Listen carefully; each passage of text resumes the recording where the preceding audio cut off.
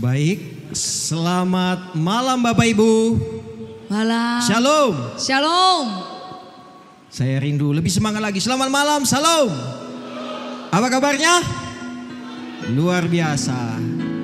Kalau kami melihat dari atas sini Bapak Ibu, sepertinya kurang elok. Kalau bisa yang bagian kanan ini bisa boleh merapat lagi, agar yang nanti baru masuk bisa ngisi bagian samping. Ya, begitu juga yang di belakang. Yang bagian belakang kalau boleh merapat di depan. Kalau kami melihat dari atas ini sepertinya kurang elok melihatnya. Ya. Oke, terima kasih. Diisi bangku-bangku bagian tengah dulu.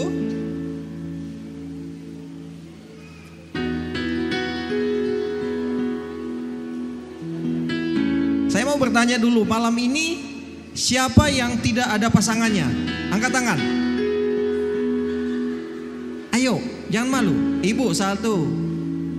Ada lagi? Semua berarti satu orang yang tidak ada pasangannya. Oh, ada lagi, ada 2 orang. Ya.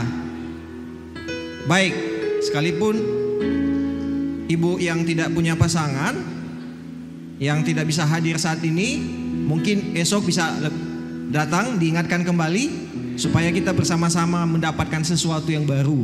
Ya, kita disegarkan dengan firman Tuhan dan kesaksian dari hambanya. Baik, kita akan memulai. Tapi sebelum kita memulai Bapak Ibu, saya undang kita bangkit berdiri. Ayo, bangkit berdiri. Kita ini kan tidak usah malu-malu. Kita adalah suami istri, masing-masing punya pasangan. Kecuali tadi yang tidak punya pasangan. Kalau saya bilang nanti suami istri, Bapak Ibu harus memberikan gerakan. Ya. Sarangeo. Sangat bentuk love. Ya, jangan malu-malu Bapak Ibu. Yang malu, yang tidak melakukan, ada hukumannya. Akan maju ke depan. Ya. Jangan malu-malu. Bukan wanita lain atau pria lain yang ada di sampingmu. Ya. Baik, saya mulai ya. Sarange suami istri. Sarange. Jangan dulu, jangan. Saya mau lihat dulu siapa yang tidak melakukan. Sekali lagi.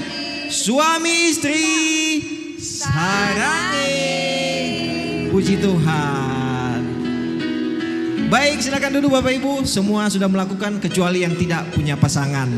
Ya, anggap pasangan Bapak Ibu yang tidak punya pasangan Tuhan Yesus sendiri. Silakan duduk Bapak Ibu. Kita mengucap syukur hari ini kita boleh hadir. Kita akan boleh hadir di tempat ini dengan penuh satu kerinduan bahwa kita mendapatkan sesuatu yang baru. Bagi yang baru datang silakan masuk. Kalau boleh mengisi bagian bangku yang depan yang kosong. Baik, puji Tuhan. Kita akan angkat pujian bagi Tuhan. Hari ini adalah harinya Tuhan. Amin. Di mana kita boleh hadir saat ini tentu dengan satu tujuan. Untuk memuji dan memuliakan Tuhan. Kita adalah orang-orang yang berbahagia sebab kita adalah umat pilihan Tuhan.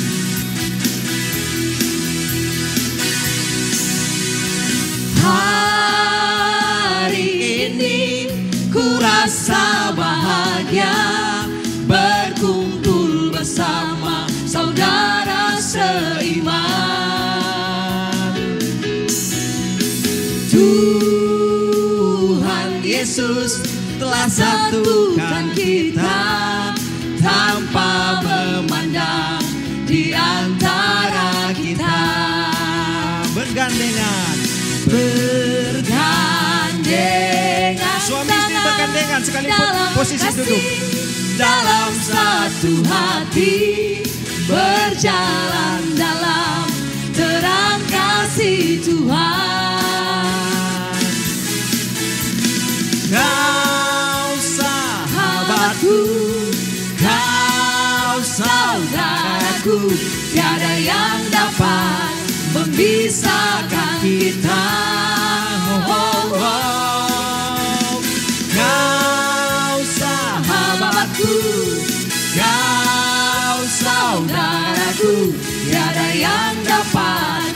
memisahkan kita.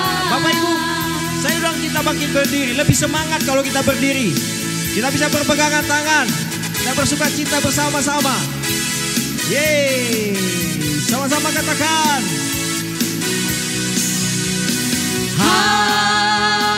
Hari ini ku rasa bahagia berkumpul bersama saudara seiman. Tuhan Yesus telah satukan kita tanpa memandang di antara kita. Pegang tangan suami istri, pegangan tangan. Bergandengan tangan Bapak Ibu, jangan malu-malu. Dalam kasih, Tidak ada yang malu-malu di tempat ini. satu hati berjalan dalam terang kasih Tuhan. Kau sahabatku, tunjuk. Kau sahabatku, kau saudaraku, tiada yang dapat memisahkan kita. Oh, oh, tunjuk. Kau sahabatku, kau saudaraku, tiada yang dapat memisahkan kita. Kita ganti kata sahabat. Yang pria, kalau saya sebut pria, dia akan menunjuk istrinya. Kau istriku, kau istriku, tiada yang dapat memisahkan kita. Saya sebut wanita. Kau suamiku, kau suamiku, tiada yang dapat memisahkan kita. Amin. Siap Bapak Ibu? Amin. Siap, tidak ada yang malu-malu. Sekali lagi, itu pasangan Bapak Ibu, bukan pasangan orang lain. Amin. Ya? Amin. Siap? Siap. Yang pria. Istriku, kau istriku, tiada yang dapat memisahkan kita. Yang wanita. Kau suamiku, kau suamiku, tiada yang dapat memisahkan kita. Bergandengan tangan. Bergandengan tangan dalam kasih, dalam satu hati, berjalan dalam terang kasih Tuhan. Yang laki-laki berkata kepada istri, kau istriku, kau istriku, tiada yang dapat memisahkan kita. Yang wanita berkata, kau suamiku, kau suamiku, tiada yang dapat memisahkan kita. Saling merangkul, katakan, kau sahabatku, merangkul. Kau sahabatku, rangkul, tidak ada, rangkul. Sahabatku, tiada yang dapat memisahkan kita. Lagi, rangkul. Kau Sahabatku, rangkul. kau saudaraku, tiada yang dapat memisahkan kita. Tiada yang dapat memisahkan kita. Tiada yang dapat memisahkan kita. Tiada yang dapat memisahkan kita. Haleluya. Amin. Kita akan naikkan pujian yang kedua. Bapak Ibu bersemangat ya. Amin. Amin. Amin. Apa yang saya sampaikan itu harus diikuti, ya. Katakan kepada suami nanti dan kepada istri, isi hatimu. Mana gerakannya? Yeay, mari berdangdut ria bersama dengan Tuhan. Katakan kepadanya, Bagaimana aku harus mengatakannya? Perasaan yang ada di hatiku, oh Tuhanku, aku mengatakannya. Ku kasih kau dengan kasih. Pandang suami istri saling pandang pandangan. Ku kasih kau dengan kasih Tuhan. Aku kasih kau dengan kasih Tuhan. Lihat wajahnya. Ku lihat di wajahmu kemuliaan Raja. Aku kasih kau dengan kasih Tuhan. Haleluya. Bagaimana aku harus mengatakannya? Perasaan yang ada di hatiku, oh Tuhanku, tolong aku mengatakan. Tuhan sudah tolong. Ku kasih kau dengan kasih Tuhan. Ayo, ku kasihi. Ku kasih kau dengan kasih Tuhan. Aku kasih kau dengan kasih Tuhan. Aku lihat di wajahmu kemuliaan Raja. Aku kasih kau dengan kasih Tuhan. Ku kasihi. Aku kasih kau dengan kasih Tuhan. Jangan malu-malu. Tidak ada yang malu. Amin. Aku lihat di wajahmu kemuliaan Raja. Aku kasih kau dengan kasih Tuhan. Ku lihat di wajahmu. Aku lihat di wajahmu kemuliaan Raja. Aku kasih kau dengan kasih Sekali lagi Tuhan. katakan. Haleluya. Aku lihat di wajahmu. Apa itu? Kemuliaan Raja. Aku kasih kau dengan kasih Tuhan. Amin. Amin. Haleluya. Beri kemuliaan untuk Tuhan. Silakan duduk Bapak Ibu. Amin. Bagaimana? Bersemangat? Amin. Bersemangat ya, amin. Sebenarnya tidak ada yang perlu dimalukan. Kalau dari depan ini kami masih melihat ada yang masih malu-malu. Saya tidak tahu ada apa. Tetapi nanti melalui firman Tuhan, melalui hambanya, dia akan memberitahukan kepada kita bagaimana supaya kita menjadi keluarga yang diberkati, yang harmonis, dan yang senantiasa menjadi keluarga yang untuk kemuliaan Tuhan. Amin. Amin ya. Amin. Baik, kita siapkan hati kita. Ku tetap cinta Tuhan. Bukti dari cinta adalah kesetiaan kita. Biarlah kita tetap belajar setia, baik di hadapan Tuhan, terlebih kepada pasangan kita juga. Terima kasih Tuhan, kami bersyukur.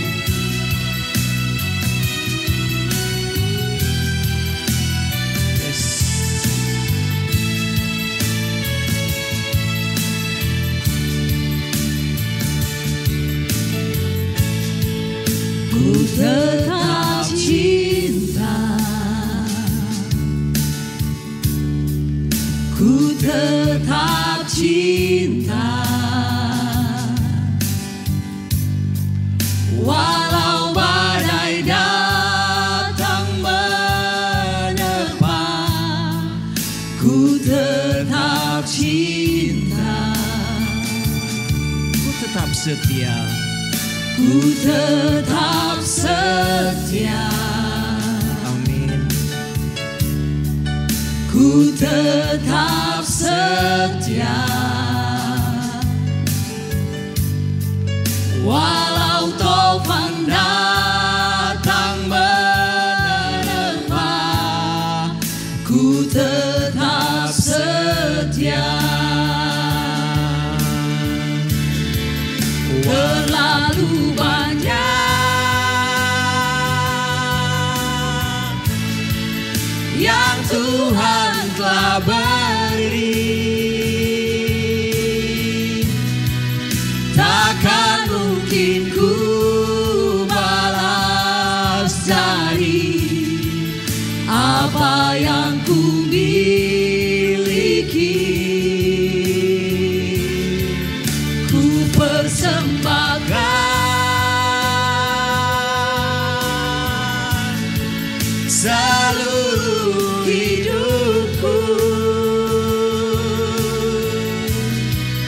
biar ku tetap cinta, biar ku tetap setia untuk selama-lamanya.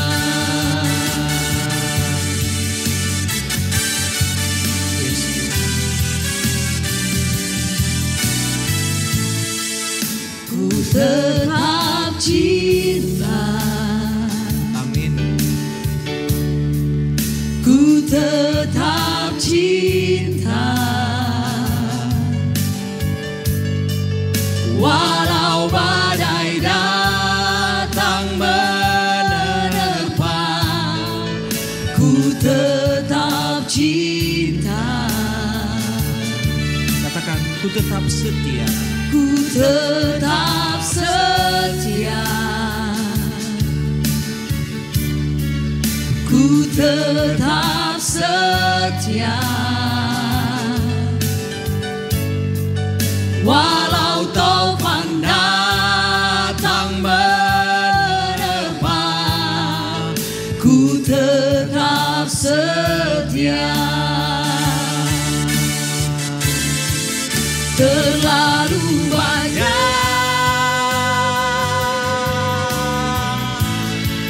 yang Tuhan telah beri, takkan mungkin ku balas dari apa yang ku miliki. Ku persembahkan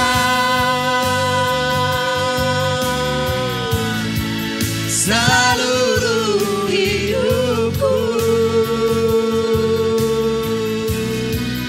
dan ku tetap cinta, biar ku tetap setia untuk selama-lamanya. Terlalu banyak, Terlalu banyak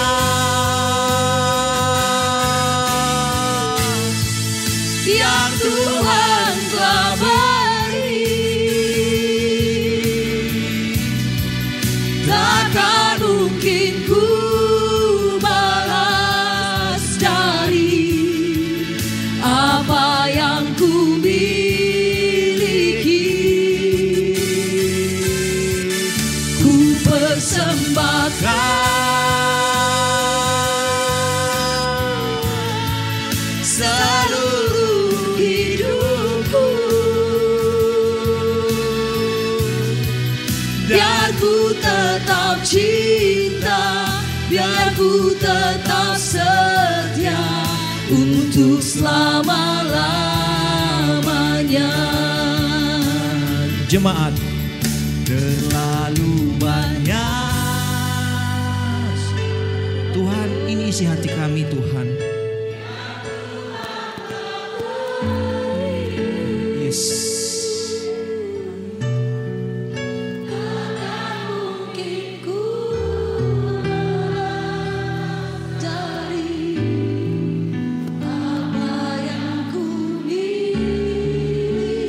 Ya Tuhan.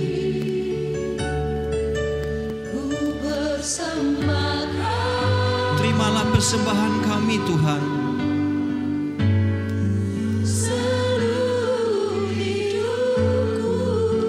Ini komitmen kami, Bapa. Biar ku tetap cinta, biar ku tetap setia Untuk selama-lamanya. Katakan terlalu banyak. Terlalu banyak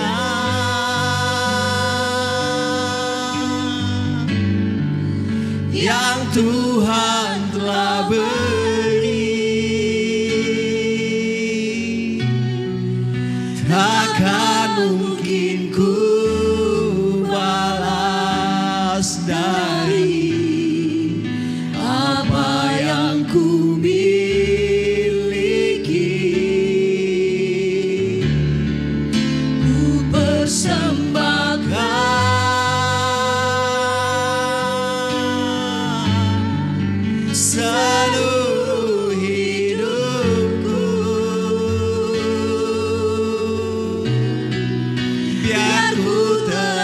tetap cinta, biar ku tetap setia untuk selama-lamanya. Biar ku tetap cinta, biar ku tetap setia untuk selama-lamanya. Biar ku tetap cinta, biar ku tetap setia untuk selama-lamanya. Beri kemuliaan Tuhan selama-lamanya. Mari sembah Dia. Untuk selamanya, ku kan tetap setia. Untuk selama-lamanya, kami saling mengasihi, tetap mengasihi Tuhan. Untuk selama-lamanya, ku kan tetap setia. Ku kan tetap mencintai hati mengasihi Tuhan. Kami mau Yesus, kami mengasihi, kami mengasihi,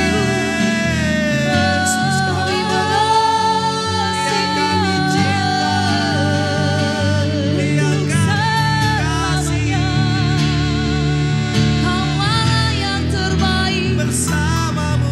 Kaulah yang bersama, karya bersama, melestari hingga sia.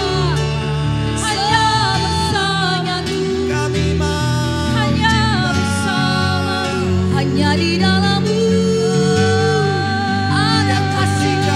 Hanya di dalam-Mu Tuhan, kasih-Mu melingkupi kami, mau melingkupi setiap kami.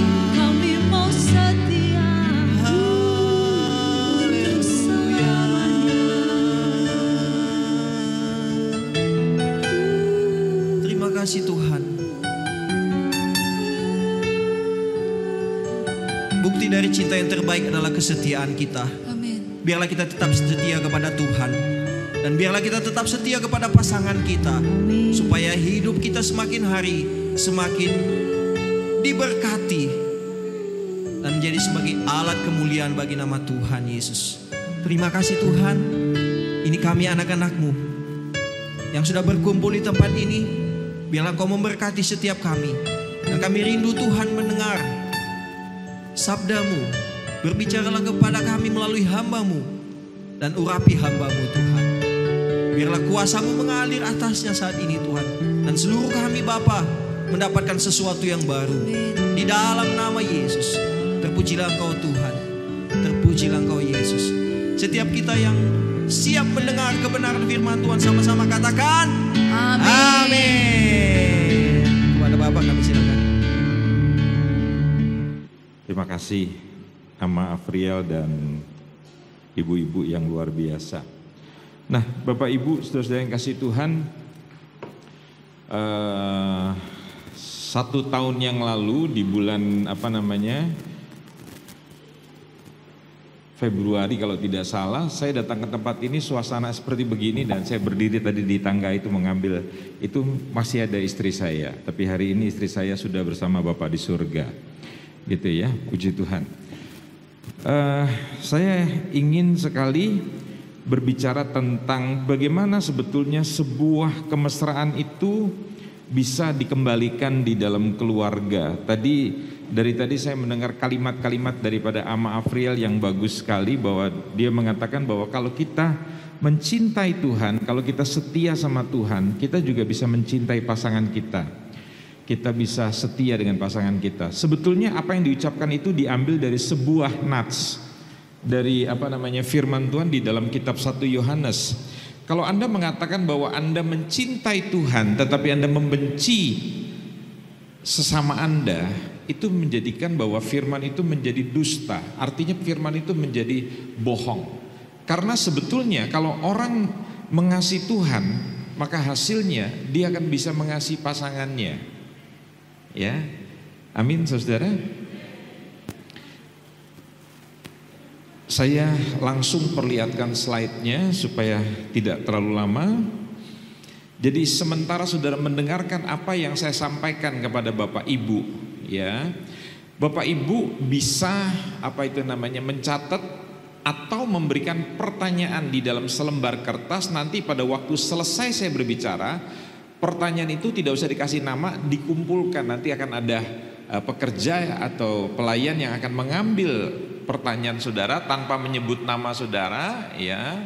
Jadi nanti akan dibacakan pertanyaan saudara tanpa menyebut siapa yang bertanya, itu tidak penting, tetapi dari pertanyaan itu nanti akan tergali begitu, ya, akan bisa menolong. Mungkin ada orang yang mempunyai masalah yang sama tetapi mereka malu untuk mengungkapkan begitu. Jadi diwakilkan oleh yang lainnya. Saya menikah lebih daripada 36 tahun sebelum istri saya dipanggil oleh Tuhan. Ya, ada banyak orang bertanya kepada saya, Pak Andreas kan masih muda, saya baru berumur 60 tahunan lebih, ya. Tetapi tubuh saya dalamnya itu menurut dokter saya masih berusia 47 tahun. Begitu. Jadi saya masih sehat, dianggap mampu untuk menikah lagi.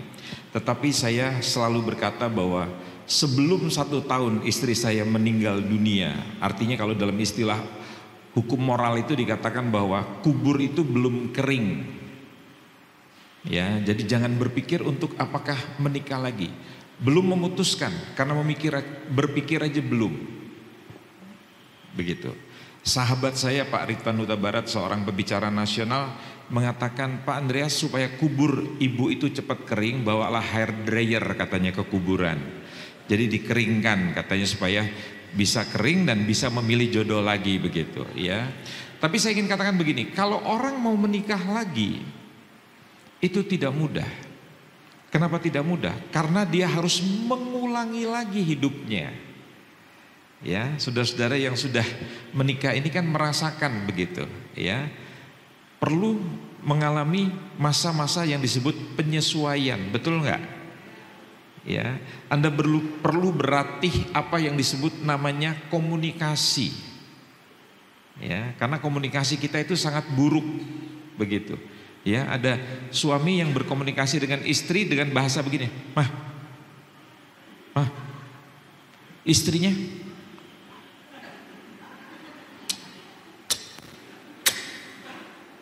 bayangkan, pasangannya harus mengerti hanya karena mengangkat matanya. Atau suaminya bilang, "Mah." Istrinya bilang, "Apa sih?" Coba, itu bahasa dari mana, saudara? Hah? Tapi kita di dalam berumah tangga, komunikasi kita itu buruk sekali, betul nggak? Ya, belum bertengkar. Jadi di dalam pernikahan itu ada 3 hal yang paling penting. Pertama namanya komitmen, yang kedua namanya komunikasi, dan yang ketiga namanya kompromi. Jadi kalau saudara tidak mengkompromikan pendapat-pendapat saudara dengan pasangan saudara, pasti saudara akan berantem. Karena kita berangkat dari nilai yang berbeda, latar belakang keluarga yang berbeda, pendidikan yang berbeda. Tidak mudah. Oke, slide-nya diperlihatkan. Ini judulnya adalah bagaimana kita bisa berantem gitu kira-kira dengan adil di dalam pernikahan, di dalam kisah cinta kita. Bagaimana kalau kita beda pendapat, kita konflik. Karena tidak mungkin laki-laki perempuan suami istri kalau berumah tangga tidak konflik. Mau yang berumah tangga 1-2 bulan, 1-2 tahun, 10-20 tahun, mereka pasti akan konflik. Apa itu konflik? Beda pendapat. Ada yang konflik dengan cara suara yang keras. Ada yang konflik dengan cara diam 1000 bahasa. Ada yang konflik dengan cara meninggalkan pasangan. Itu cara-cara konflik. Ada konflik dengan memaki, memberikan cacian. Ada konflik dengan cara memukul.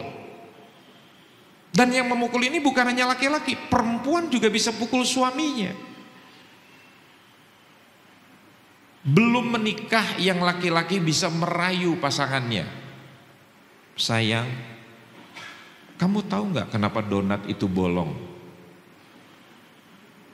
Nggak tahu ya. Sebab yang penuh itu hanya cintaku pada dirimu. Makanya karena saudara jarang dengar kayak gitu, saudara bilangnya cie, cie. Kenapa? Karena suamimu bego. Nggak bisa merayu, bilang pada suaminya. Bener kata pendeta. Dulu waktu belum menikah si laki-laki bisa bilang sama pacarnya begini. Yang, kamu tahu nggak bedanya modem sama kamu? Apa bang? Kalau modem terhubung ke komputer, kalau kamu terhubung ke hatiku. Tapi begitu menikah, ada banyak laki, pria yang blow on, masuk dalam klub O2N. Tahu O2N? Hah? O-on. Ya, slide. Coba sekarang Anda jawab dengan jujur. Gak usah dibilang ke kiri ke kanan, Anda jawab sendiri aja begitu. Pernahkah Anda dilukai oleh pasangan Anda? Jawabnya, semangat banget. Pernah katanya begitu. Apalagi yang barusan konflik terus datang ke sini, itu bagus banget, pas banget begitu ya. Yang kedua, bagaimana pasangan Anda menyakiti Anda? Bisa temukan? Kalau seorang suami bilang begini, tatkala dia tidak menghormati aku pak, masa aku pulang capek-capek tiba-tiba aku dipanggil, masuk botak. Padahal kita ini tidak botak, tapi anggota klub Mataram. Tahu Mataram? Manis tanpa rambut. Yang botak-botak bisa katakan amin? Oh semangat, amin katanya begitu. Ya, kita bukan botak. Ingat, waktu lahir rambut kita sedikit, betul nggak? Begitu tua tetap sedikit. Itu artinya apa? Baby face. Wajahnya tetap jadi bayi begitu ya. Itu awet muda begitu kira-kira. Ya. Yang ketiga, bagaimana Anda dan pasangan mengatasi serangan ini? Jadi kalau tiba-tiba suami dengan istri diserang oleh pasangannya, apa yang saudara akan lakukan?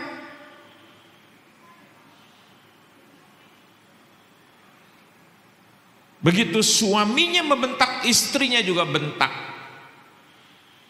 Nggak usah pasangan, anak pun kadang-kala begitu. Contoh ya, orang tua bilang sama anak ini, makan. Iya. Makan. Iya. Sekarang. Iya. Lama-lama itu anak terbiasa. Makan, ya. Sekarang, ya. Dua-duanya saling menjalak. Apa itu menjalak? Menggonggong. Padahal bukan boru raja guguk, tapi selalu saling berteriak. Ada sebuah ungkapan mengatakan jangan pernah berteriak kecuali rumah sedang terbakar. Nah rumah kita nggak terbakar, tapi terbiasa berteriak. Apalagi kalau rumahnya besar begini, ada lotengnya, ada lantai 2-nya begitu. Terus kita nggak punya alat komunikasi yang bagus begitu. Kan kalau panggil orang kan teriak, ma, hei, yang bawah jawab, ya. Akhirnya anaknya jadi Tarsan semua, awo. Karena bapaknya Tarsan Harefa, mamanya Tarsani Induru, kan gitu kira-kira. Jadi anaknya jadi Tarsan semuanya, karena orang tua biasa berteriak. Kalau saudara tidak ingin anak-anak berteriak, orang tua jangan biasa berteriak. Bisa nangkep nggak? Tragis. Ya, banyak pasangan dia tidak punya petunjuk tentang bagaimana mengatasi serangan dan memulihkan hubungan mereka kembali. Mengapa? Karena mereka tidak pernah belajar. Untuk Untuk menjadi sarjana hukum dulu saya kuliah di Universitas Indonesia. Bukan Universitas Nias, bukan. Bukan juga Universitas Sumatera Utara, bukan, di Jakarta. Begitu saya belajar psikologi S2, saya membutuhkan waktu lagi untuk belajar. Tapi berapa banyak orang di dalam berumah tangga belajar. Ada istilah kursus pernikahan kalau dalam gereja mainstream, gereja Protestan. Dalam gereja GKI di Jakarta itu namanya bimbingan pranikah, BPN. Tapi terlalu singkat, 1 bulan, 2 bulan, 3 bulan. Saya mau jadi sarjana hukum aja, kuliah 4 tahun. Saya mau jadi pengacara, saya harus ambil lagi, sekolah lagi. Mau jadi dokter dalam psikologi, kuliah 4 tahun, bukan 1 tahun. Tapi ada banyak orang berumah tangga, dia tidak pernah belajar. Dia berhenti belajar. Sehingga apa? Kita tidak tahu bagaimana caranya. Itu jawabannya, karena mereka tidak pernah belajar. Di dalam bahasa Inggrisnya, lack of knowledge atau kurang pengetahuan. Slide. Jadi pada waktu di dalam keluarga terjadi serangan, yaitu yang saya sebut ketika salah satu pihak menyerang pasangannya dengan berbagai macam cara.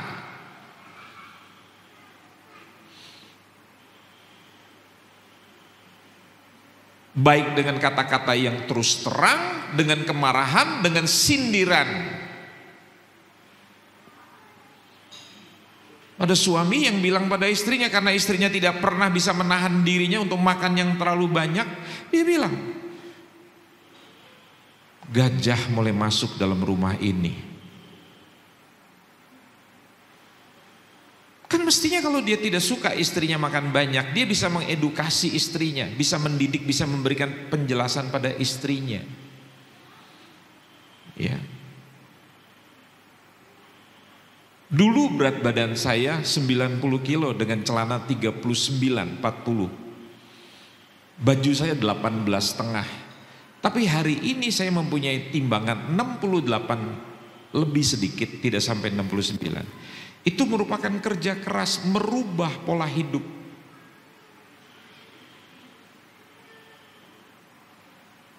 Diedukasi, diberikan penjelasan, diberikan pendidikan bagaimana caranya. Tapi kan susah. Kita tidak akan bisa berubah di dalam perilaku kalau kita tidak merubah mindset. Dengarkan baik-baik. Di dalam masyarakat Batak ada sebuah hal yang tidak tersurat tetapi tersirat. Wanita Batak kalau sudah menikah, mereka badannya bertambah besar, itu menunjukkan bahwa suaminya makmur, berhasil. Tapi kalau perempuan itu kurus, berarti suaminya kurang sukses. Tapi nilai itu tidak dipercaya oleh istri saya. Itu sebabnya dia tetap langsing 48 kg, kecuali 2 tahun terakhir sebelum dia meninggal. Beratnya bertambah.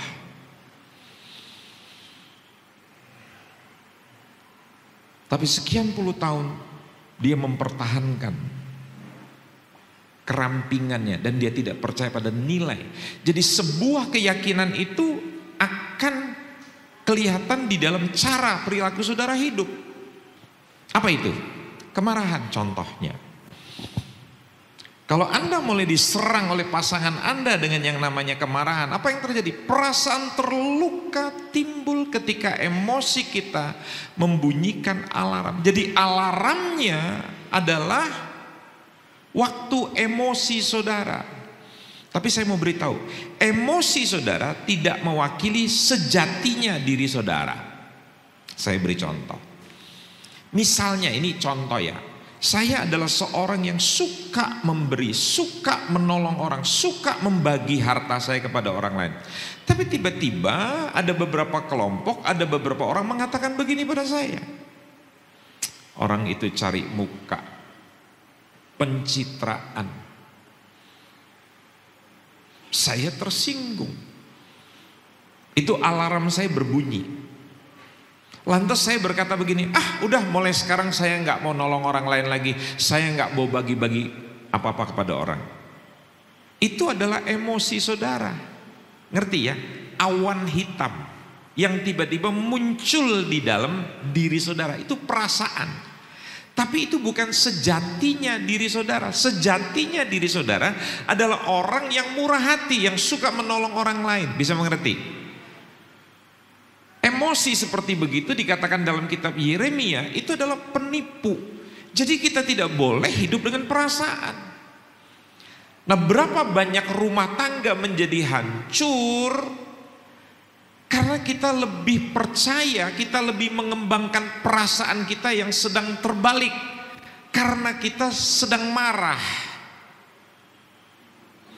Jadi ada banyak orang dia tidak hidup dalam sejatinya, sejati dirinya gitu, dirinya yang sejati, tapi dia hidup di dalam perasaan yang sedang berkecamuk.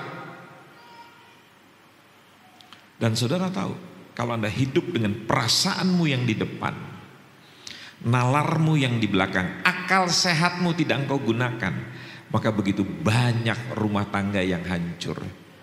Gak usah berbicara tentang keintiman, gak usah bicara tentang kemesraan, udah gak ada kemesraan lagi. Karena dialognya begini, jadi kamu mau apa? Kata sang suami. Dia pikir karena suaminya dia bekerja, istrinya ibu rumah tangga biasa, dan keuangan keluarga dari dia bisa tekan istrinya. Kamu jangan macam-macam. Tiba-tiba istrinya menjawab, saya nggak macam-macam, tapi saya nggak suka.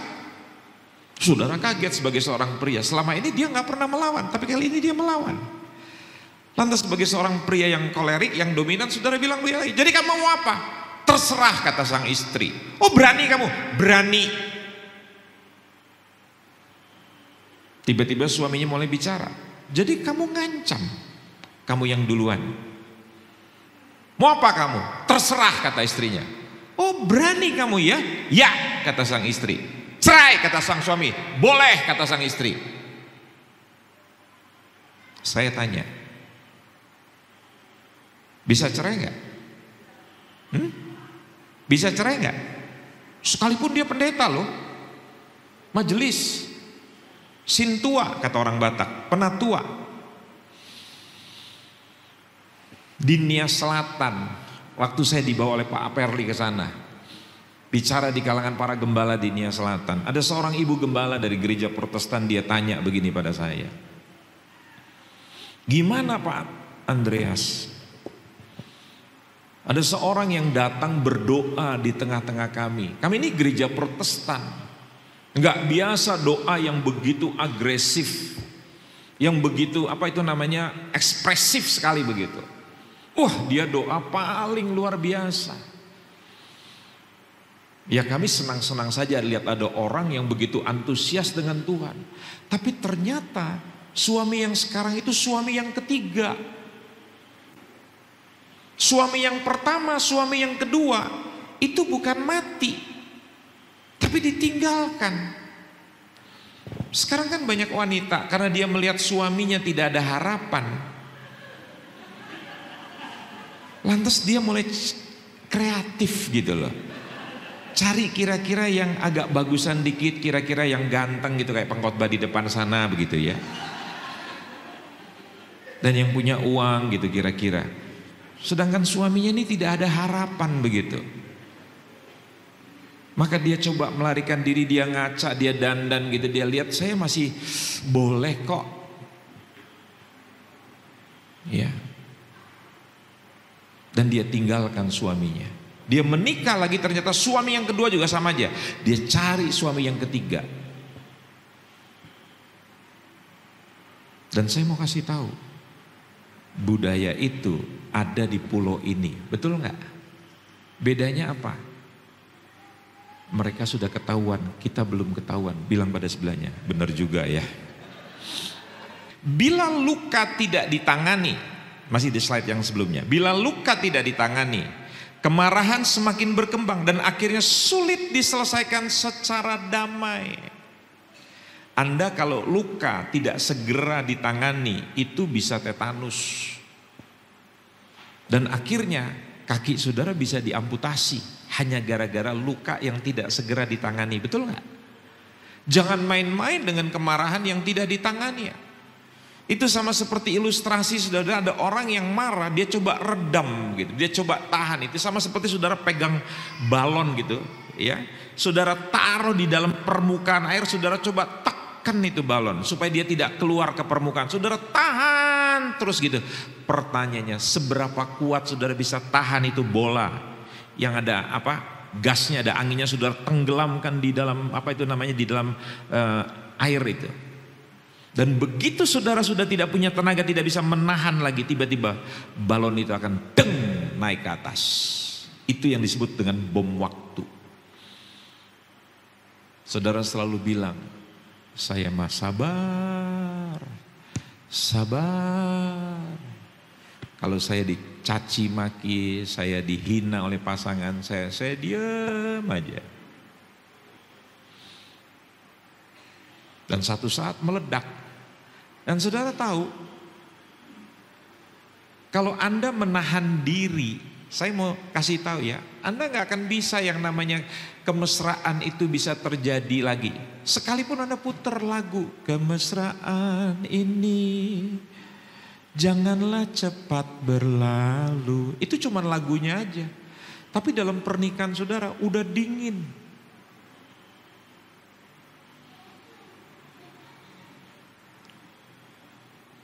Lihat wajah pasangan tidak menarik.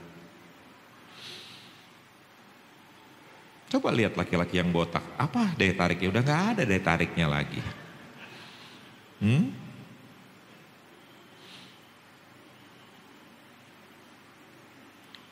Perempuan makin tua, lemaknya makin banyak, dia gak bisa merawat tubuh. Begitu dia buka baju, suaminya bilang, ih ada babi. Gak ada cantiknya sama sekali.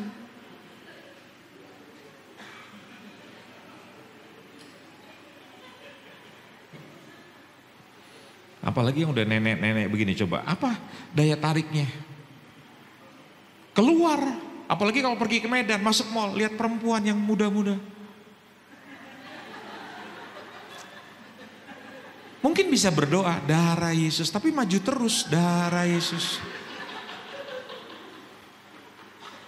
Sampai lupa, istrinya di kampung, udah tua. Laki-laki tua itu kan cuman puser ke atas, betul nggak? Puser ke bawah, masih muda.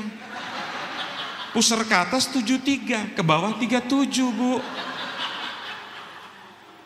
Tuh yang tua-tua mulai ketawa tuh. Ibu mesti sadar. Makanya ibu mesti rajin dandan. Jangan mentang-mentang tua, ibu gak dandan. Ngerti gak? Pulang dari tempat ini ibu-ibu yang tua-tua beli spidol bu. Ya, dandan bu. Beli itu pinsir kelir. Jangan rumput dipelihara. Itu sumber malapetaka bu. Bencana alam muncul dari sini. Dibersihkan dong bu. Jangan sampai begini tiba-tiba orang lihat, ada akar tunggangnya.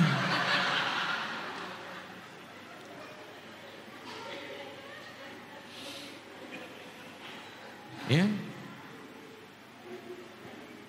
Ibu juga buka baju di kamar, enggak ada indah-indahnya. Kalau perempuan itu kan indah, dia kayak gitar gitu. Ini kayak gitar bass betot, lurus aja begitu. Coba ibu baca nanti di rumah Syirul Asar atau bahasa Alkitab-kitab itu, Kidung Agung. Ya. Dari giginya saja itu membuat Salomo itu tertarik. Coba gigi ibu.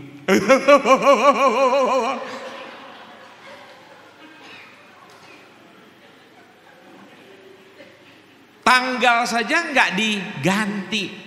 Dan bangga lagi, bolong nggak ditambal. Saudara tahu gigi bolong tidak ditambal itu baunya luar biasa. Septic tank itu kalah, saudara-saudara tahu nggak? Coba kalau Anda belajar kesehatan, setahun 2 kali minimal gigi atau 6 bulan sekali gigi itu harus diperiksa. Itu mekanisme kesehatan di dalam gigi. Kok saudara nggak peduli dengan orang lain? Saya sebagai hamba Tuhan mengajar banyak orang. Badan itu tidak boleh bau karena kita berdekatan sama orang. Mulut tidak boleh bau karena itu modal kita bicara. Ya, saya harus mandi bersih. Ketiak saya harus pakai sesuatu yang jangan sampai kalau keringatan menimbulkan bau yang tidak sedap. Badan saya harus pakai body mist. Kulit saya supaya tidak pecah, saya harus pakai body lotion. Masa perempuan kalah sama pendeta yang di depan sini? Kalau sama yang main keyboard saya kalah. Kenapa? Karena rambut saya nggak bisa dibeginikan lagi. Dia masih bisa pakai oli dinaikin ke atas, masih bisa. Tapi saya tidak perlu seperti dia. Saya jadi diri saya sendiri. Setuju tidak? Coba Anda periksa diri Anda. Jangan cuma melihat kekurangan di dalam diri pasangan, sementara kita tidak lihat. 2 respon mengatasi kemarahan. Ya, yang pertama, saudara bisa mengabaikan kemarahan dan membiarkannya begitu saja. Ada orang tatkala dia dirinya tersinggung, dia marah, ya dia bilang udahlah, daripada nanti ribut udah mendingan saya diam aja lah. Tapi dia tidak melakukan apa-apa. Dia cuma diam 1000 bahasa. Sementara di dalam itu dia tetap mendidih, membara. Atau yang kedua dia lakukan yang benar, mempraktekkan cinta yang mengampuni. Saya mengatakan bahwa orang menikah itu hanya membutuhkan 2 hal. Satu, yang pertama orang membutuhkan nawaitu, niat. Bahwa saya akan menikah dengan Borussia ini sampai maut memisahkan kita berdua. Apapun yang terjadi, saya harus tetap dalam pernikahan. Saya kemarin di Pekanbaru, baru kemarin sore saya tiba di Jakarta dari Pekanbaru. Mestinya kan dari Pekanbaru bisa langsung ke Medan. Ya, tapi saya memilih pulang ke Jakarta dulu. Tadi pagi baru saya berangkat jam 8. Ya. Di Pekanbaru saya bilang pada suami istri, karena mereka sedang mengalami persoalan yang begitu berat. Saya bilang begini, di dalam pernikahan itu ada begitu banyak musim yang harus Anda lewati. Dan kalau Anda tidak mengerti musim-musim di dalam pernikahan, Anda akan frustasi. Anda akan terkaget-kaget. Pada waktu saya naik ke atas dari kota Kupang ke kota Soe, pada waktu itu udaranya 10 derajat di malam hari. Di perjalanan waktu saya berhenti makan, saya ketemu dengan beberapa ibu-ibu tua sudah umur 70-an begitu. Saya bilang begini, kalau orang sana panggilnya bukan ibu, mama. Saya bilang, mama kenapa kok rame-rame sama teman-teman dari atas terus ke Morang mau turun ke bawah ke kota Kupang. Lantas mereka bilang, Om, kita tidak tahan di atas, terlalu dingin, 10 derajat. Tapi kalau di Kupang kita bisa tahan karena udaranya kalau musim-musim begini 28 derajat. Ada banyak orang yang tidak bisa tahan menghadapi musim-musim yang tiba-tiba berubah. Ingat, di dalam hidup ini yang pasti itu adalah perubahan. Dan saudara harus siap dengan yang namanya perubahan. Setuju tidak? Hari ini Anda merasa bahagia dengan pasangan Anda, tapi besok hari tiba-tiba pasangan Anda berubah. Dia mengalami sakit yang mengerikan yang tidak pernah Anda bayangkan. Seperti teman saya. Hampir 3 tahun dia merawat istrinya. Istrinya tidak bisa bangun dari tempat tidur, tidak bisa turun dari tempat tidur. Makan harus disuapkan. Buang air kecil, buang air besar, suaminya harus melayani. Berubah. Jangan saudara bilang bahwa mereka bukan orang yang beriman, mereka bukan orang yang cinta Tuhan. Terlalu cinta Tuhan. Dan sampai hari ini belum selesai masalah mereka. Tapi suaminya menjadi teladan yang luar biasa tentang arti sebuah kesetiaan. Kan itu janji kita. Saya akan setia kepada kamu tatkala kamu sehat atau dalam keadaan kamu sakit. Betul kan? Saya akan setia tatkala kamu kaya ataupun kamu miskin. Betul nggak? Tatkala kamu berhasil, kamu gagal.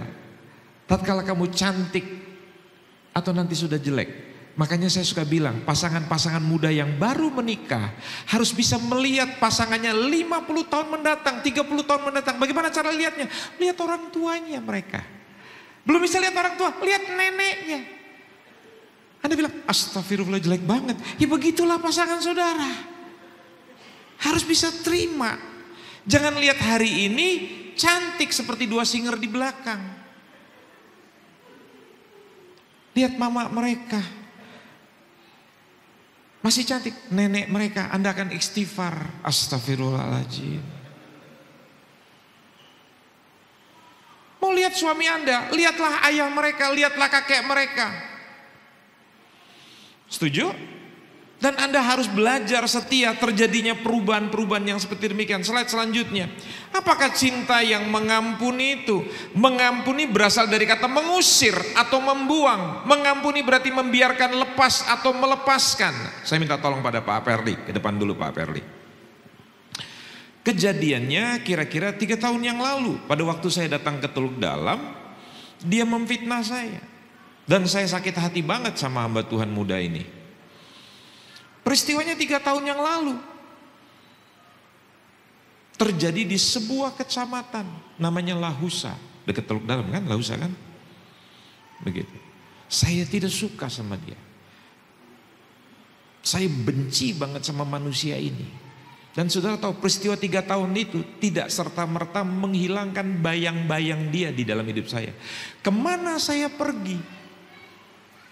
Orang ini saya bawa.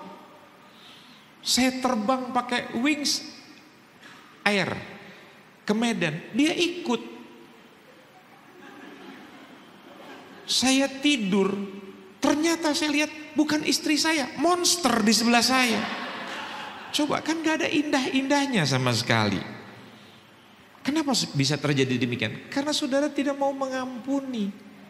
Kalau saudara mengampuni, kata mengampuni itu artinya Anda melepaskan, membiarkan dia pergi.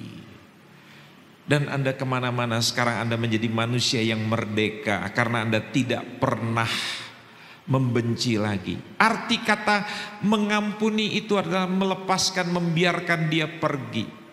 Dan kalau saudara membenci, saudara tidak pernah untung apa-apa. Kebencian mengakibatkan kepahitan, kepahitan mengakibatkan saudara mempunyai sakit penyakit. Karena pada waktu saudara benci, saudara mengeluarkan hormon yang namanya kortisol.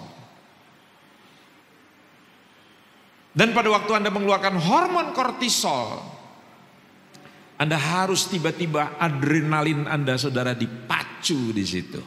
Sehingga tubuh Anda menjadi tidak sehat. Tapi kalau Anda gembira, Anda penuh pengampunan, hormon-hormon yang baik itu akan keluar. Salah satunya adalah hormon endorfin. Begitu Anda gembira, Anda menjadi sehat. Ini secara kesehatan. Tapi secara firman, hati yang gembira adalah obat. Kan saudara tertawa karena ada yang lucu. Kenapa kita tidak terbiasa tertawa? Nanti dibilang gila, peduli amat kata orang. Kan saudara mau sehat, lihat dengar firman aja.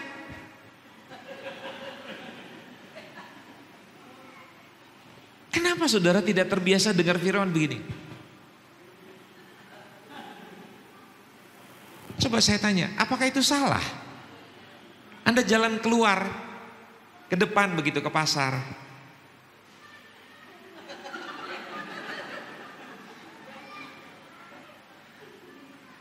Coba saya tanya, kalau Anda pergi ke bank, di situ ada customer service. pelayanan kepada pelanggan gitu. Anda lebih suka yang wajahnya jelek atau wajah yang cantik? Ayo bapak-bapak. Cantik kan? Cantik yang judes apa cantik yang murah senyum, ramah? Pak Abednego, apa kabar? Ya, ada yang bisa dibantu Pak? Kan kita senang. Betul nggak? Makanya penerima tamu di gereja di depan itu harus orang yang ramah. Tidak boleh orang yang judes. Masuk. Lain kali jangan terlambat lagi ya. Tidak cocok. Yang bagus di depan, Ina Afriel apa kabar? Makin cantik aja. Padahal dia belum dandan. Lupa pakai alis sebelah. Tapi dipuji. Makanya dia datang begini dari tadi saudara. Karena lupa alisnya tertinggal sebelah. Tapi dipuji. Dia berpikir, enggak pakai alis saja cantik. Saya tanya, senang enggak? Yang galak-galak itu jangan di depan. Tapi ngedarkan kantong kolekte itu cocok. Begitu sampai di jemaat, kolektenya kecil, tambah. Mau pulang enggak? Dompetnya masukkan. Nah, itu caranya saudara. Ya. Oke. Arti lain lagi daripada mengampuni, melimpahkan kebaikan tanpa syarat. Dulu saya nggak ngerti. Alkitab bilang kalau ada orang melakukan kezoliman, kejahatan kepada kita, jangan balas dengan zolim lagi, balas lagi dengan jahat lagi, tapi balas dengan kebaikan. Perhatikan kalimat selanjutnya dalam ayat firman itu. Tatkala kamu melakukan kebaikan, kamu membakar, memberi api di atas kepalanya. Apa itu artinya? Semua niat jahat di dalam kepala seseorang itu musnah, habis dengan kebaikan saudara. Pembantu saya cerita, dia sudah kerja bertahun-tahun dengan kami dari semenjak istri saya masih hidup. Dia cerita kenapa dia bekerja. Dia bilang suaminya adalah golongan 3A di Pemda DKI Jakarta. Mereka punya rumah, mereka punya mobil. Satu hari mereka sakit, dia dengan anak-anaknya 2. Lantas suaminya bilang, udah kamu saya bawa ke kampung karena saya mau tugas. Bawa ke kampung itu ke orang tua si perempuan itu. Saudara tahu?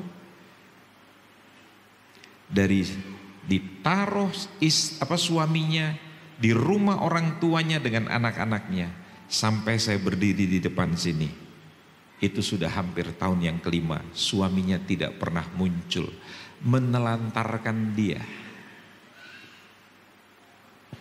Satu hari saya tanya sama dia gini, orang Sunda tuh biasa kalau dipanggil perempuan Neng gitu ya.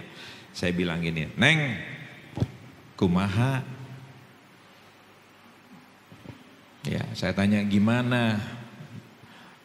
Mau nggak laporkan, buat laporan pengadilan, kita kriminalkan dia karena menyia-nyiakan, tidak bertanggung jawab. Hukumannya 6 bulan. Terus yang kedua, dia kan menikah tanpa izin kamu 2 tahun. Mau nggak saya usahakan? Bukan saya yang melakukan, tapi teman-teman saya di Fakultas Hukum, mereka adalah lawyer-lawyer, pengacara-pengacara yang hebat. Kalau mau saya bantuin begitu. Dia bilang gini, nggak ada gunanya Pak, balas dendam sama dia seperti begitu. Kalau dia zolim pada saya, jahat pada saya, dan saya balas kejahatannya dengan perbuatan seperti begitu Pak, itu belum apa-apa Pak. Saya bertekad Pak, kalau hidup saya lebih baik dari dia, kalau ekonomi saya lebih baik dari dia, itu sangat menyakitkan dia. Jadi jangan balas yang jahat dengan yang jahat. Bisa mengerti apa enggak? Pembantu saya bukan anggota GIC. Dia nggak ngerti apa artinya impacting itu, dia nggak ngerti. Tapi dia hidup dengan kami bertahun-tahun, dia belajar, dia lihat hidup kami. Jadi jangan balas yang jahat dengan yang jahat. Bisa ngerti nggak? Tapi Anda melakukan kebaikan tadi dikatakan. Melimpahkan kebaikan tanpa syarat. Itu artinya Anda mengampuni. Yang selanjutnya, penghalang penyelesaian konflik. Salah satu sumber terbesar dalam penyelesaian konflik terjadi karena pasangan suami istri tidak mau menghadapi masalah mereka. Ya, ini penghalangnya, saudara. Ya, apa itu penghalangnya? Yang pertama, terlalu sibuk. Sehingga saudara tidak mau menyelesaikan. Tatkala terjadi mediasi, misalnya ada pihak ketiga, kanselor, pendeta, gembala mau menolong saudara. Saudara bilang, aduh maaf ya saya masih sibuk di Alasa. Oh habis dari Alasa saya mesti ke Lahewa. Habis dari Lahewa saya mesti ke Lotu. Dari Lotu saya mesti nanti bertemu lagi dengan klien di Tembarua. Jadi dia sengaja tidak mau menyelesaikan masalahnya karena terlalu sibuk. Yang kedua, mengubah subjek. Istrinya coba bertanya, "Pak, boleh nggak cerita sesuatu pada saya? Kenapa? Kemarin itu aku melihat handphonemu berbunyi. Dan tulisannya bosku. Tapi hari itu sampai 8 kali bosku, bosku, bosku. Sampai kamu tidur, telepon itu bunyi bosku. Sampai akhirnya waktu kamu ke kamar mandi, aku coba redial, aku coba pencet itu. Dan aku kaget, kok ada bunyi suara yang halus. Setauku bosmu itu kan laki-laki, Pak Herlambang namanya kata sang istri. Tapi kok suara yang lembut, halus.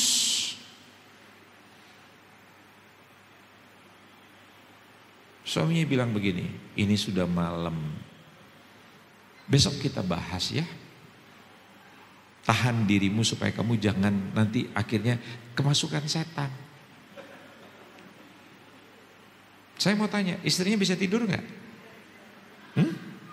Nggak bisa. Orang suaminya cerdik seperti ular, tulus seperti kampret. Orang Nias tahu kampret nggak? Kelelawar. Bukan seperti merpati. Orang Nias bilang kelelawar itu apa Pak? Kelelawar. Hah? Begi. Oh ya, itulah itu. Bapak Ibu dengar sendirilah. Ya. Bukan seperti merpati.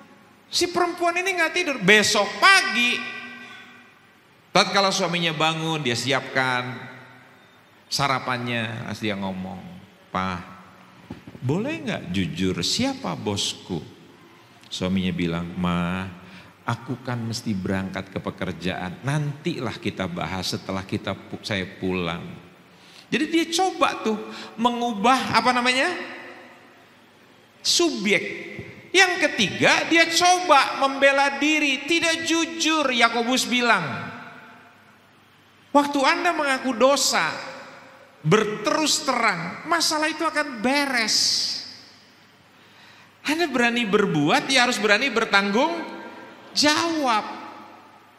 Makanya saya dulu begitu. Saya selalu berpikir, punya kesadaran begitu. Kalau sampai saya membohongi istri saya harus bertanggung jawab. Kalau saya harus berselingkuh, saya harus bertanggung jawab. Itu baru pada pasangan, belum kalau ketahuan sama anak-anak. Makanya di hari istri saya dikuburkan, anak perempuan tertua saya hari ini sudah 33 tahun usianya, menulis di IG story-nya, di Instagram story-nya, dia bilang begini, dari aku kecil sampai aku dewasa, ayah dan ibuku, papa dan mamaku adalah orang-orang biasa. Mereka sama seperti manusia pada umumnya. Mereka adalah orang yang tidak sempurna. Tetapi yang saya belajar dari papa mama saya, setiap mereka konflik, belum pernah saya melihat papa mama saya pisah ranjang, pisah kamar, atau pisah rumah. Dan itu menjadi pembelajaran. Dan kalau mereka konflik, mereka cepat sekali berdamainya. Bisa ngerti gak saudara? Itu pembelajaran. Suami jangan mau menang sendiri, istri jangan mau menang sendiri. Waktu Anda berantem, ada penonton di rumah Anda. Bisa ngerti gak? Waktu Anda nggak jujur, Anda bilang sama anak-anak Anda, Mama paling tidak suka kalau kamu berdusta. Mengerti tidak? Iya Mama. Apa? Gak boleh bohong. Tangkap itu. Iya Mama. Tapi 2 hari kemudian sang mama bilang sama anaknya, Nak, nanti kalau ada Pak Tono datang, bilang Mama gak ada. Nah Pak Tono ini baik banget sama dia. Lantas waktu Pak Tono datang ke rumahnya, dia bilang, hei, kamu lagi ngapain? Belajar Pak. Mama ada.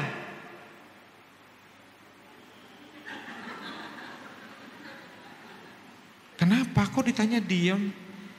Mama bilang gak ada Pak. Oh, jadi Mama ada?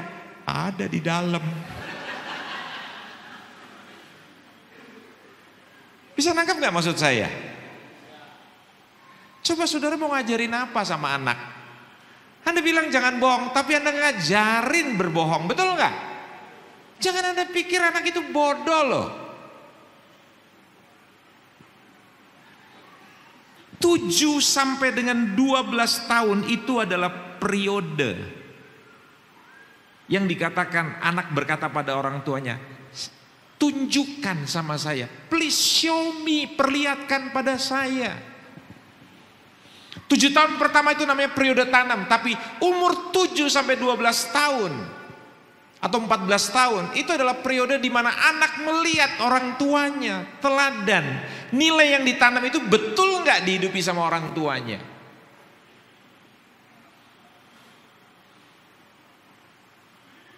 Bangkai itu mau disembunyikan bagaimanapun juga pasti akan terlihat, pasti akan tercium baunya. Betul nggak?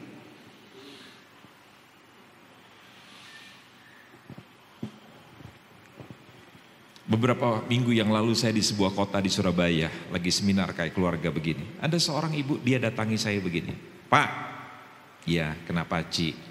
Karena dia orang Chinese, saya panggil Ci, belum terlalu tua. Ya sekitar 30-an lebih lah. Kenapa Ci? Saya tuh berpikir seandainya suami saya itu pinter, apalagi pandai seperti Pak Andreas, mungkin saya ini bangga banget gitu lah. Jadi maksudnya suami saya itu bodohnya gak ketolongan. Saya tanya, suami siapa Ci? Suami saya Pak. Maksudnya suami Cici bodoh? Iya Pak. Yang milih siapa Ci? Dia diem. Saya pikir bukan yang salah itu yang bodoh. Lebih bodoh yang milih. Saya nggak bilang Cici itu bodoh, tapi saya bilang yang bodoh itu yang milih. Cici pikirkan sendiri, siapa yang milih? Iya Pak, saya yang milih. Loh, sudah tahu bodoh kenapa dipilih? Halo ibu-ibu? Yang jengkel lihat suaminya bodoh. Itu tugas ibu, kata Amsal 31, istri membuat suaminya terkenal di pintu gerbang kota. Jadi yang bisa buat suami hebat siapa?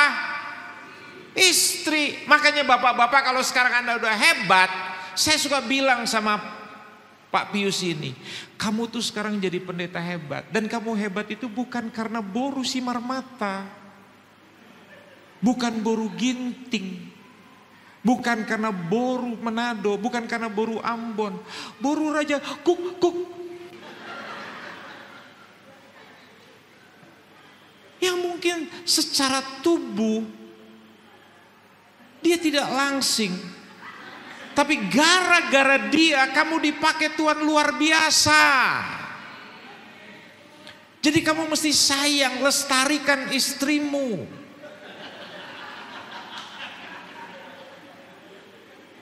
Oh, saya serius banget bicara ini saudara. Kenapa? Buat saya kehilangan istri itu seperti sayap burung itu patah sebelah. Dan ada sahabat saya kemarin di Pekanbaru, dia tanya gini, aku mau tanya sama Pak Andreas, berapa lama Bapak luka waktu ibu meninggal. 5 bulan. Bulan yang ke-6 tinggal bapernya aja. Tapi setelah itu bulan yang ke-7 sembuh. Tapi saya merasakan sakit yang luar biasa. Ya, kalau saya dengerin lagunya Stephen Pasaribu. Ya, sewindu sudah. Pasti para singer tahu lagu itu. Sewindu sudah, gitu kan kira-kira. Itu saya sudah nangis saya. Saya nggak kuat begitu loh.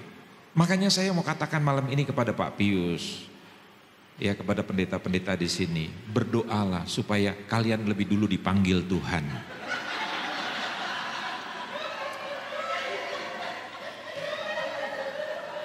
Kalau kalian tidak mau susah seperti saya, betul nggak? Ya, sama Afriel, mesti doa dari sekarang. Biarlah aku yang dipanggil Tuhan. Karena kalau dipanggil Tuhan itu kita nggak akan merasakan kesedihan.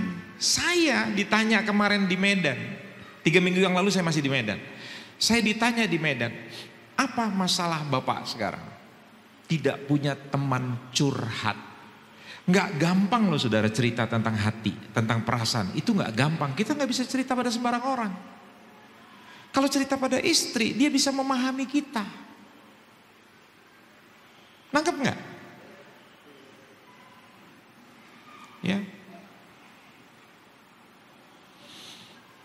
Yang keempat, merasa sangat bersalah. Kalau Anda selalu tertuduh, Anda nggak bisa selesaikan masalah Anda. Nah, saya mau akhiri dulu di dalam Efesus 5 ayat 2 dan 15. Yuk kita baca ayat 2. Dan hiduplah di dalam kasih sebagaimana Kristus Yesus juga telah mengasihi kamu dan telah menyerahkan dirinya untuk kita sebagai persembahan dan korban yang harum bagi Allah. Ayat 15. Karena itu perhatikanlah dengan seksama bagaimana kamu hidup. Janganlah seperti orang bebal, tetapi seperti orang bijaksana arif. Tutup dengan gambar ini. Bayangkan, apakah dulu saudara menikah gayanya begini? Hah? Mau diberkati pendeta begini gayanya? Kan enggak, disuruh pegangan tangan, betul enggak? Terus pendeta menumpangkan tangan. Apakah saudara bisa membayangkan?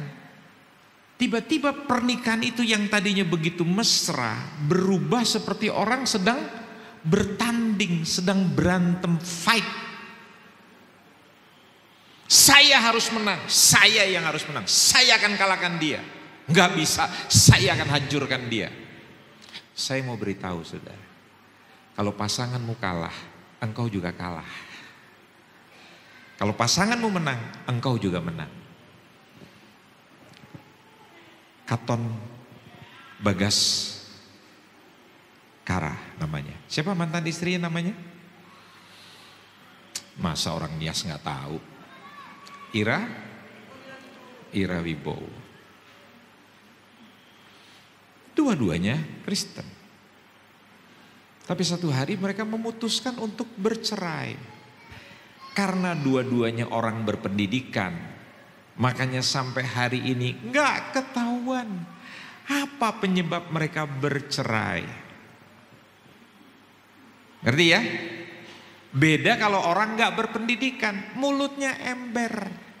Dulu ada Ustadz Uje, pernah dengar nama Ustadz Uje?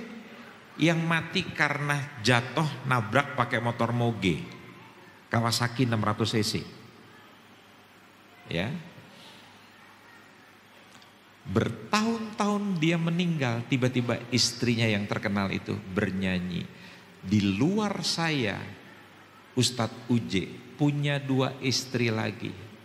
Yang tadinya semua orang kagum lihat Ustadz Uje karena istrinya bernyanyi. Pamor Ustadz itu makin tenggelam.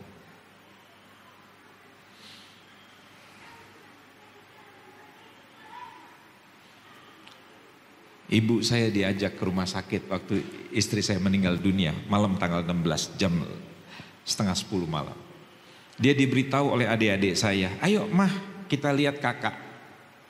Dan begitu sampai dia ketawa-ketawa. Dia bilang sama saya, gimana? Udah sembuh ya istrimu? Saya kaget. Saya bilang, mah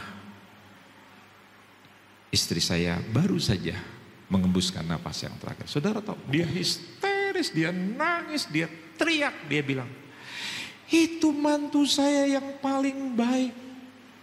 Tidak pernah dia menjelekkan mertua, dia tidak pernah menjelekkan adik-adik kamu. Itu menantu yang luar biasa, tidak pernah mengeluh, tidak pernah marah, dan selalu memberi sama mama. Padahal dulu tahun pertama kamu menikah, mama tidak suka lihat orang Batak. Tapi dia bisa menghapuskan semua keburukan stigma mama tentang orang Batak. Itu menantu yang hebat. Ibu saya adalah orang yang tidak suka melihat orang Batak. Tapi dia menjadi menantu yang luar biasa yang bisa memenangkan hati mertuanya. Jangan balas kebencian dengan kebencian.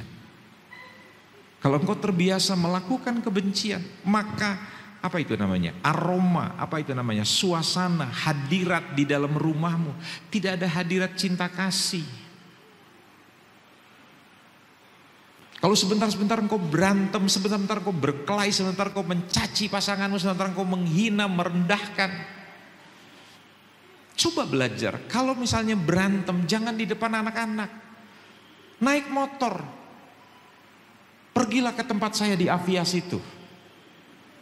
Cari tepi laut. Kurang jauh di tempatnya Pak Evo itu. Di Awai yang tidak jauh dari Hawaii. Ributlah di situ, jangan di depan anak-anak. Belum selesai, lanjutkan sesi kedua. Begitu selesai, pulang sudah damai, anak-anak tidak perlu dengar. Itu manajemen. Kalau saudara tidak bisa menata kemarahan saudara, konflik saudara, saya mau kasih tahu pada saudara, saudara tidak mungkin bisa bermesraan. Ayo kita berdiri. Saya undang Bapak Ibu berdiri. Saya nggak ajak saudara bernyanyi, kenapa pemain musik mau naik ke atas? Orang saya nggak undang Anda naik ke atas kok, para singer udah siap-siap ke sini. Siapa yang suruh Anda mau mengakhiri kebaktian? Kita masih kebaktian sampai dengan jam 2 pagi kok. Ya. Yuk sekarang kita berhadapan sama pasangannya masing-masing. Yang nggak punya pasangan, ya udah duduk aja. Kan nggak mungkin Anda ambil pasangan yang lain. Ya, itu ruginya Anda datang nggak pakai pasangan. Ayo, sekarang berhadapan. Lucu ya kita ya, disuruh berhadapan, malah nengok kiri, nengok kanan. Ya, coba Anda dengerin saya ya. Jangan lihat kiri, lihat kanan, lihat pasangan Anda. Sekarang gini, siapa yang nggak punya pasangan di sini sih? Yang laki-laki yang nggak punya pasangan. Oh, anak saya aja. Sini, Gung. Apa? Aron ke depan atau Chris ke depan sini, Chris. Iya, salah satu sini. Come here. Come on. Hurry up. Cepat. Ya, liatin saya Bapak Ibu. Liatin.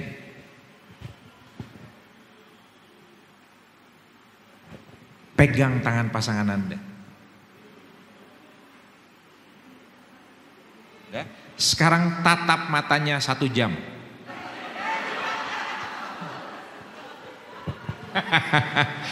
Jangankan 1 jam, suruh stay fokus aja, bertahan lihat mata pasangan Anda 2 menit aja, susah. Begini lihat nih, lihat suruh pandang ini. Lihat pandangan mata pasangan Anda. Ayo, ya 1, 2, 3, lihat pasangan Anda. 2 menit aja, stop saja jalan. Perhatikan gini. Perhatikan gini, lihat ke depan sini, lihat ke depan sini. Ayo lihat ke saya sebentar, lihat badannya diputar sebentar.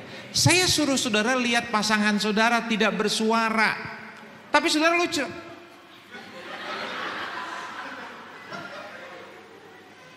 Dengar ya, secara psikologi itu sebetulnya Anda punya masalah.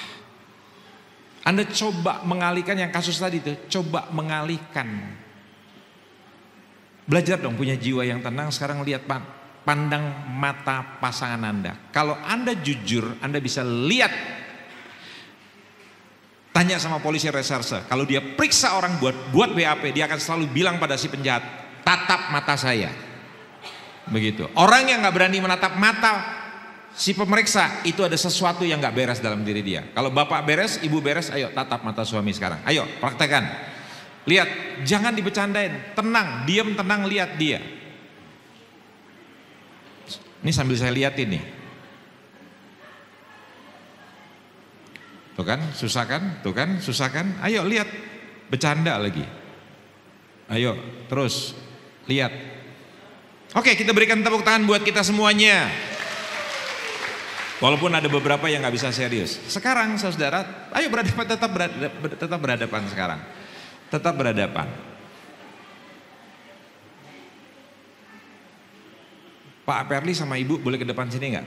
Biar saya pakai kalian jadi contoh. Sini sama Ibu, ya ke atas sini. Bapak Ibu lihat putar badannya sebentar ke sini. Saya akan minta Bapak Ibu dengan sukarela melakukan gerakan ini. Ya. Waktu Bapak Ibu kemarin diberkati Tuhan, ingat ya, waktu diberkati Tuhan, Bapak Ibu melakukan gerakan ini, pegang di bahu. Nah, yang perempuan di mana? Di pinggang. Nah, gitu. Ayo lakukan itu. Suami pegang bahu istri, istri pegang pinggang suami. Nah. Ada yang bercanda lagi.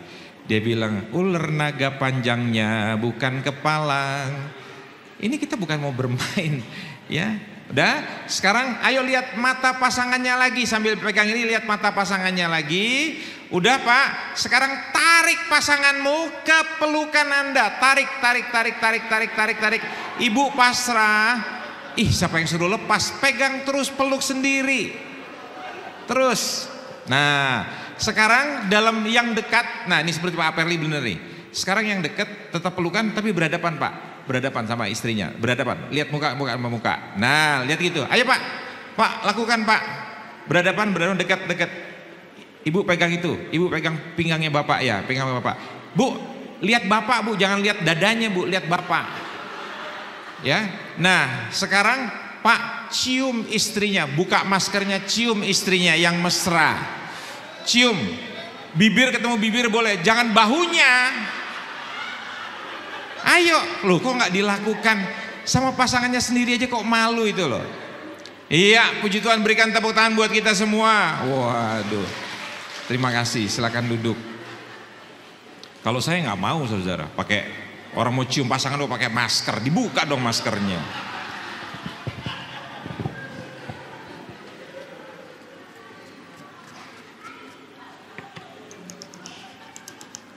Sekarang saya berikan kesempatan kalau ada yang mau bertanya, ada kertas-kertas yang di itu boleh dikumpulkan. Siapa?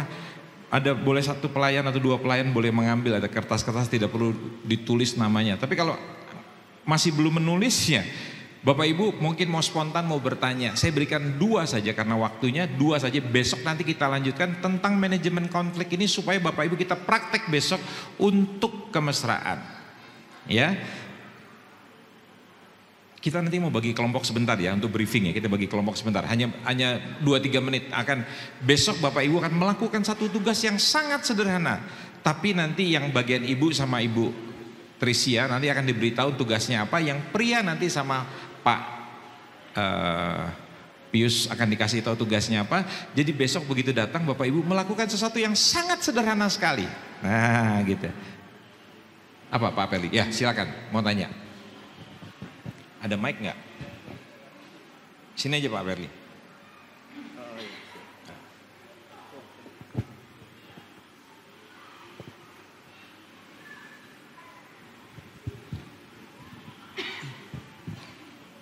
Terima kasih materi yang cukup memberkati dan merubah mindset kita dalam keluarga. Malam hari ini secara khusus kami dan saya secara pribadi sangat terberkati.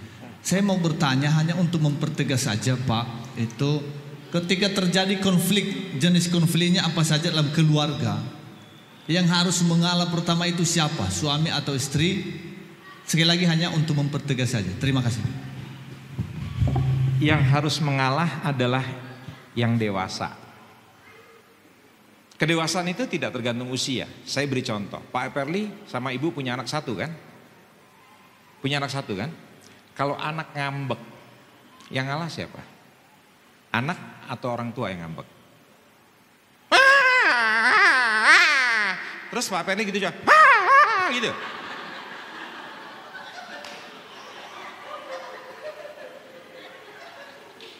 Hancur kan rumah tangga itu? Loh, ada loh Bu, ada. Si anak main remote, nonton TV, nonton film kartun, Tom and Jerry. Tiba-tiba bapaknya datang, ambil itu remote TV. Dia tuker, dia ganti channelnya, pertandingan sepak bola. Anaknya gimana? Papa, aku lagi nonton, udah mau habis, tunggu sebentar. Emang TV siapa? Loh, pernah dengar dialog begitu? Emang TV siapa? Anaknya bilang apa? Ya kan TV kita, Papa. Yang beli siapa? Yang beli siapa? Duit siapa? Ada orang tua seperti anak-anak, ngerti gak? Ribut remote. Jangan kaget, anak seperti gini kemana akhirnya? Pergi ke rumah tetangga, nonton di rumah tetangga. Dia gak betah di rumah, kenapa? Karena bapaknya egois, karena bapaknya seperti anak-anak. Bisa nangkep gak? Banyak gak bapak-bapak yang seperti begitu? Ibu nafsu banyak. Baru tahu saya. Ternyata di Nias banyak katanya ibu-ibu ini. Jadi yang mengalah adalah yang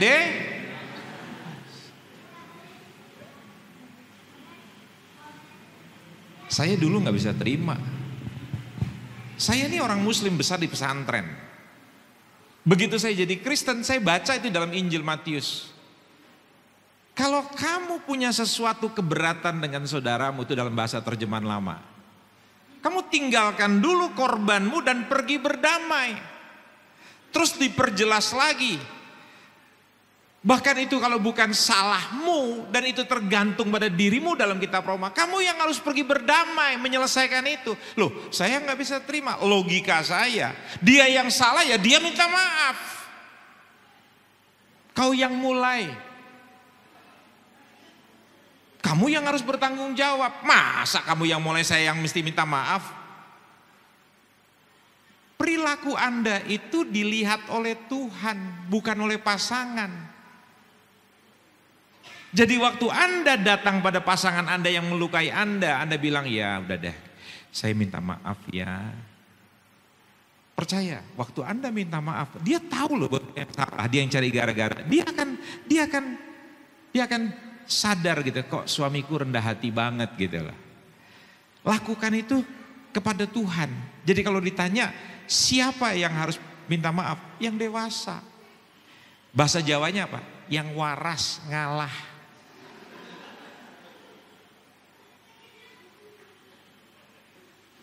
Yang gila nggak usah minta maaf. Ngerti ya? Jadi kalau saya di situ, kalau saya jadi kansel, saya akan bertanya, berdua udah minta maaf? Belum. Nggak ada yang minta maaf? Belum. Berarti dua-duanya gila. Karena kalau waras, dua-dua akan mau minta maaf. Saya dulu kalau ribut, selalu dalam satu hari. Karena Alkitab bilang kan, matahari terbenam, kamu harus bereskan. Di Indonesia itu menguntungkan sekali, apalagi kalau tinggal di Olora. Allahu Akbar, Allahu Akbar. Ada azan kan? Itu alarm. Apalagi sampai istiqomat. Allahu Akbar, Allahu Akbar, la ilaha illallah. Ajakan sembahyang yang lebih cepat. Tadi baru azan begitu. Kodok mati sholat. Nah itu buat saya alarm. Jadi kita harus berdamai. Tadi marah. Begitu bunyi azan, saatnya berdamai. Saatnya berdamai. Berpelukan. Masa kalah sama Teletubbies? Teletubbies aja bisa berpelukan. Ya sama Afriel ya. Nanti pulang berdamai ya, dipelukan. Di depan si Afriel. Anaknya. Dia akan cerita sama yang lain. Mujizat. Udah 2 hari papa mama kayak cerita tersanjung. Bersambung. Hari ini bisa berpelukan. Terus kalau bicara begitu pertanyaannya gini. Tapi kan perasaan saya sakit. Pengampunan tidak pernah berhubungan dengan perasaan. Pengampunan itu masalah keputusan. Perasaan boleh luka, tapi keputusan. Jadi akal sehat gitu kira-kira. Satu lagi.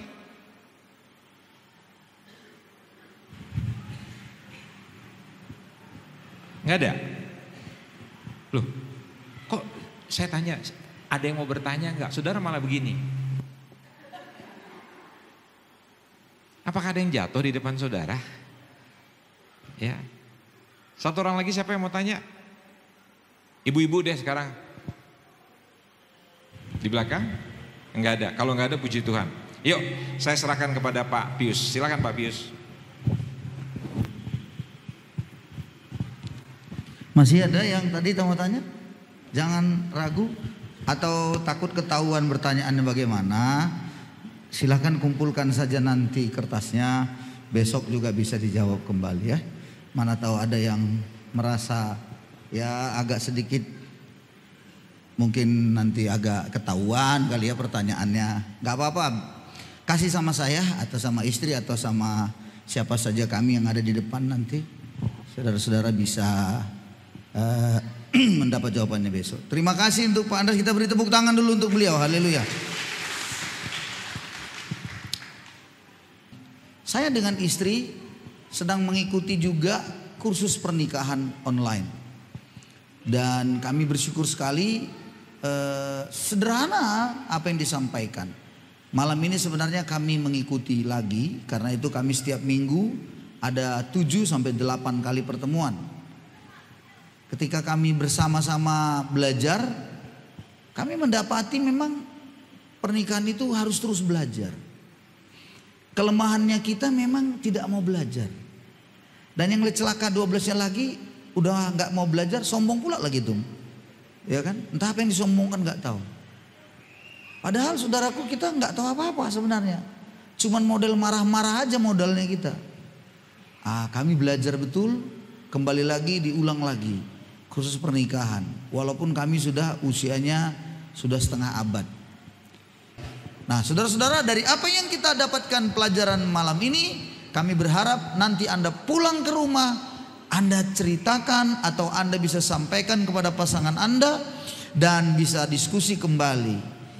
Apa yang harus dilakukan? Seperti tadi, sebaiknya dilakukan terus berhadap-hadapan seperti yang diajarkan oleh Pak Andreas pada malam ini. Lakukan dengan tenang, lakukan dengan penuh sukacita. Walaupun mungkin ya ada kemarahan, lepaskanlah pengampunan. Amin ya. Oke, Tuhan berkati kita semuanya. Kita akan lanjutkan ibadah kita. Baik, kita sudah diberkati dan kita akan berdoa. Ibadah selesai. Kami memuji Kami undang bangkit berdiri Bapak Ibu.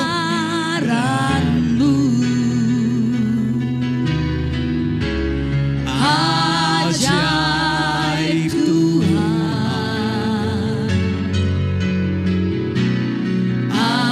ajaib Tuhan. Kami memuji kebesaran-Mu. Ajaib Tuhan,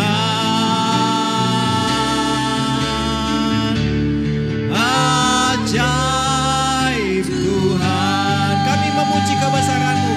Kepada Bapak kami persilakan. Kami memuji kebesaran-Mu.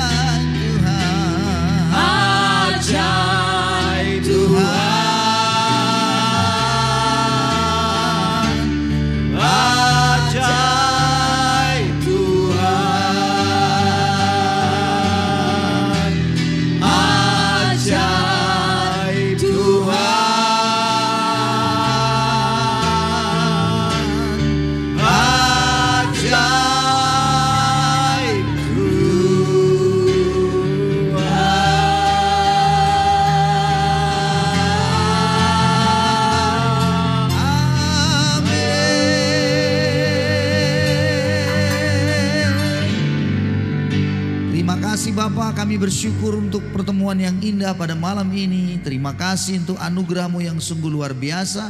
Engkau sudah memberkati kami lewat kebenaran, lewat sebuah pelajaran yang sangat berharga dalam kami menjalani hidup berkeluarga. Terima kasih Tuhan Yesus untuk hamba-Mu Pak Andreas Sustono yang memberkati kami pada kesempatan malam ini. Kami percaya esok hari kami semua akan berkumpul dan Kau memakai kembali hamba-Mu menyampaikan pesan-pesan-Mu bagi kami semua. Terima kasih untuk apa yang Tuhan sudah kerjakan bagi kami di masing-masing keluarga. Dan biarlah kami mempraktekkannya. Apa yang hari ini kami dengar, apa yang hari ini kami terima dalam sebuah pelajaran berharga ini. Kami mau keluarga kami menjadi keluarga yang lebih baik daripada sebelumnya. Akhirnya kami akan kembali pulang. Tuhan memberkati kami hari ini. Angkatlah kedua belah tangan kita dan marilah kita menerima berkat daripada Tuhan. Kekasih-kekasih Tuhan, saudara-saudaraku yang dikasihinya, kembalilah engkau ke tempatmu pada hari ini. Pulanglah engkau di dalam kasih karunia-Nya.